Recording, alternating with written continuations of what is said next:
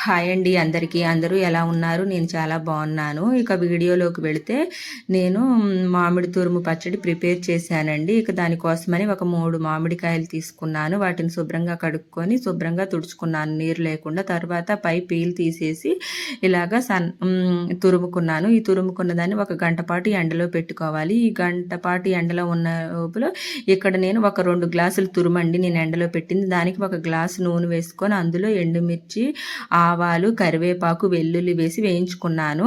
ఇక అలాగా వేయించుకున్నదంతా పూర్తిగా చల్లారిపోవాలి. చల్లారిన తర్వాత ఈలోగా ఈ గంటలో చల్లారుతుంది కదా అని అలాగా తాలింపు పెట్టుకున్నాను. తర్వాత ఈ తురుము 2 గ్లాసుల తురుముకి ఒక హాఫ్ గ్లాస్ కారం, ఒక పావు గ్లాసు ఉప్పు, కొద్దిగా మెంతిపిండి, తర్వాత మనం ముందుగా పోపు పెట్టుకున్న మిశ్రమాన్ని ఇందులో వేసి బాగా పచ్చడి కలుపుకొని ఒక ప్లాస్టిక్ డబ్బాలో స్టోర్ చేసుకున్నాను.